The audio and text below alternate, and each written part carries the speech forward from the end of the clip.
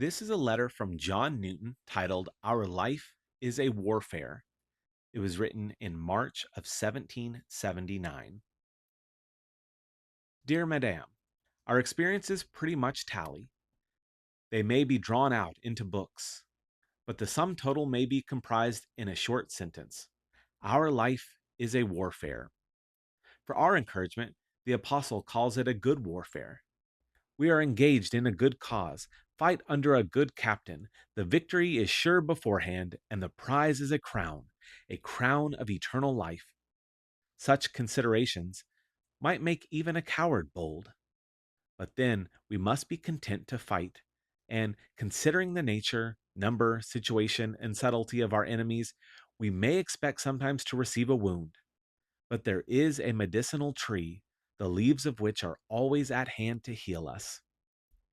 We cannot be too attentive to the evil which is always working in us, or to the stratagems which are employed against us. Yet our attention should not be wholly confined to these things.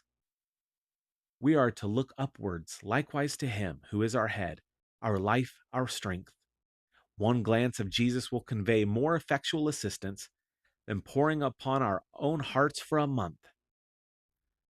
The one is to be done, but the other should upon no account be omitted. Beholding the brazen serpent, the Lord's instituted means of a cure, that the Israelites were healed. That was an emblem for our instruction. One great cause for our frequent conflict is that we have a secret desire to be rich, and it is the Lord's design to make us poor. We want to gain the ability of doing something, and He suits His dispensations to convince us that we can do nothing. We want a stock of power in ourselves, and He would have us absolutely dependent upon Him. So far as we are content to be weak, that His power may be magnified in us. So far as we shall make our enemies know that we are strong, though we ourselves shall never be directly sensible that we are so. Only by comparing what we are with the opposition we stand against, we may come to a comfortable conclusion that the Lord works mightily in us. Psalm 41:11. If our views are simple and our desires toward the Lord, it may be of use to consider some of your faults and mine, not as the faults of you and me in particular, but as the fault of that depraved nature which is common with us to all the Lord's people, and which made Paul groan as feeling and as heartily as we can do. But this consideration, though true and scriptural, can only be safely applied when the mind is sincerely and in good earnest devotion to the Lord.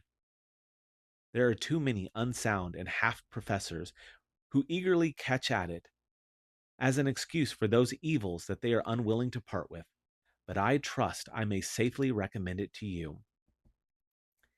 This evil nature, this indwelling sin, is a living principle, an active, powerful cause, and a cause that is active will necessarily produce an effect. Sin is the same thing in believers as in the unregenerate.